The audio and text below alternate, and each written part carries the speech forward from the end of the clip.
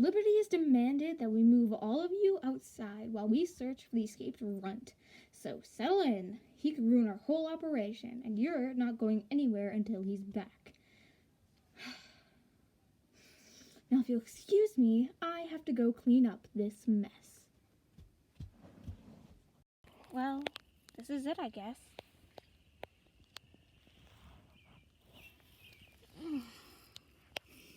I'm tired. Maybe I should get some sleep. I'm obviously not going anywhere anytime soon.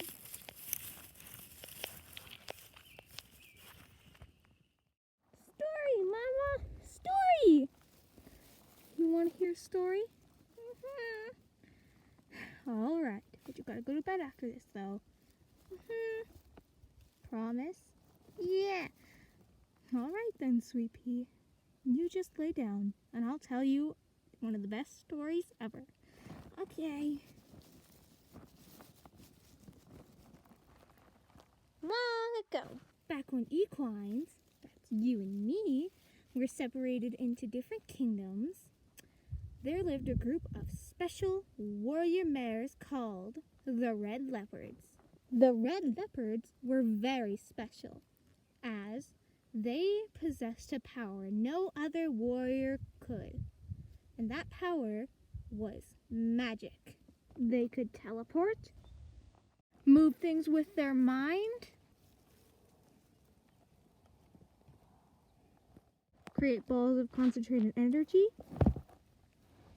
become invisible, and much, much more.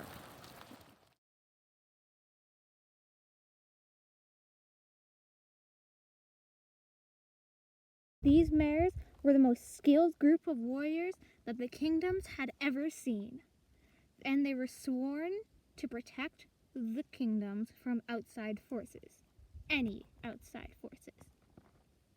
But one day, something would happen that would change everything. King Pollux, Ruler of the Starlight Kingdom, he preached that we should not rely on a group of mares to protect our kingdoms. No matter how powerful they were, stallions were born warriors, and mares were born to be kept in the kitchens, cooking and cleaning. The people were outraged. They hadn't known anything except the protection of these skilled mares for centuries, and they weren't about to let it just change like that. These mares were special, and only they could wield magic in such a manner. Despite that, King Grolar and King Hyeda of the Comet and Planet Kingdoms agreed to this notion.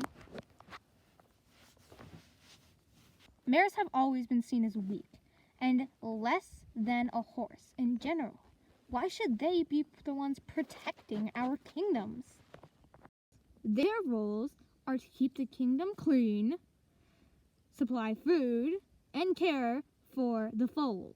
They should not be responsible for the safety of us. They have no place being warriors. Queen Felix Of the Cloud Kingdom felt personally attacked. She had been working hard to gain the respect of mares back, and now these imbeciles wanted to take all her hard work for granted. If you agree to go along with this, then I'm taking in every last member of the Red Leopard and cutting all ties with the Starlight Kingdom, Comet Kingdom, and Planet Kingdom. Don't get so emotional, Felix.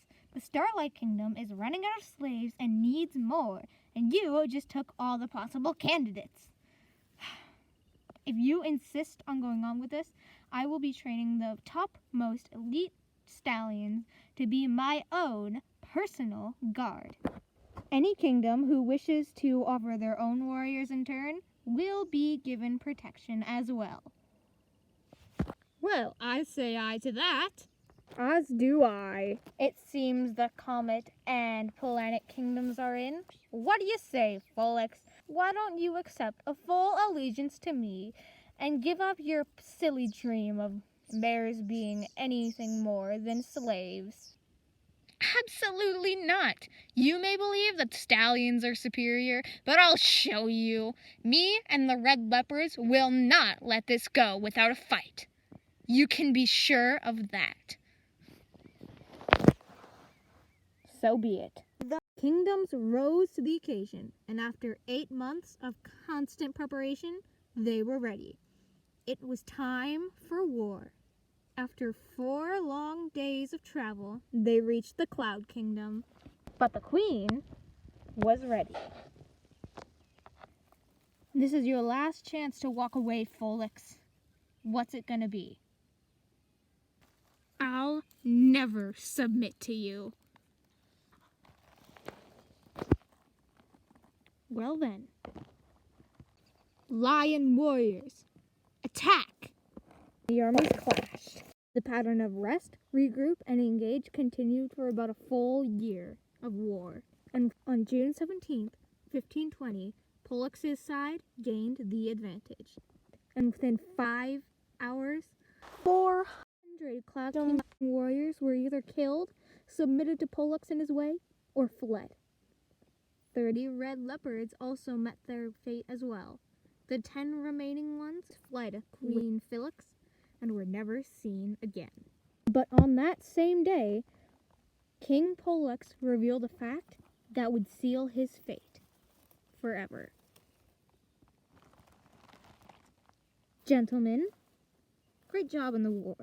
I'm glad we won. But now it's time to discuss profits. I would like to know how many slaves that the Planet Kingdom will be receiving. My kingdom donated over half of its warriors, a quarter of which died today. I would like to know what we will be receiving in turn for that sacrifice. Oh, you see, my dear friends, you will be getting none of the profit. It was my decision to get rid of the red leopards. All I said was that you will be given protection in the upcoming war. I said nothing about giving you the slaves. Good day to you, my fair sirs.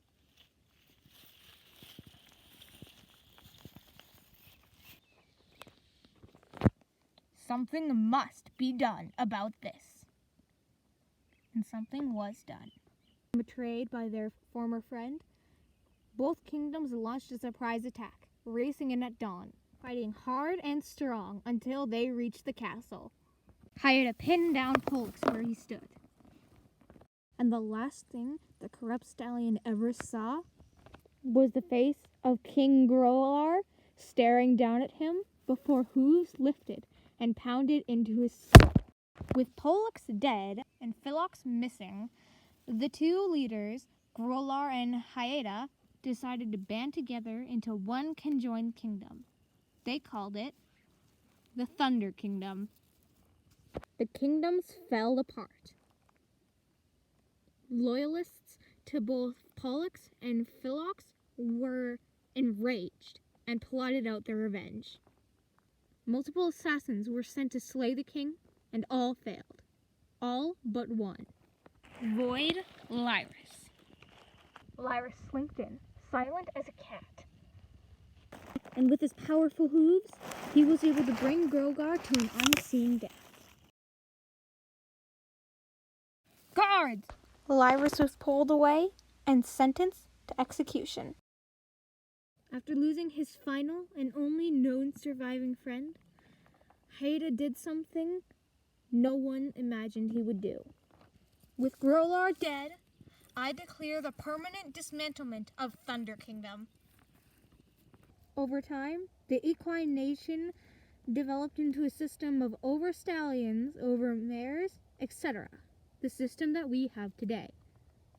Legend has it that after the remnants of the red leopard fled, Queen Felix in the lead as their monarch, they went on to live for years afterwards, creating offspring to uphold their legacy. It is said that the blood of the red leopards runs as strongly in their descendants today as it did in the originals. Even today, you could know a red leopard and not even know. But Mama, how do you know if you are a red leopard? Well, you see, young sweet pea, legend has it that the powers of a red leopard descendant are only revealed through an act of great sacrifice. The ultimate sacrifice. The kind of sacrifice that comes from within your heart as a desire to keep others around you safe. You said ultimate sacrifice. That means death, right? How do they get their powers? They're dead. Oh, sweet. If they truly believe in the sacrifice they're making, their powers will protect them before it can be completed. Oh, wow. That's... Mom, do you think I could be a red leopard? You could be, but personally, I think you're just as strong and magical without those powers. I love you, Mama. I love you too, my sweet flower. Get up. It's time for your training.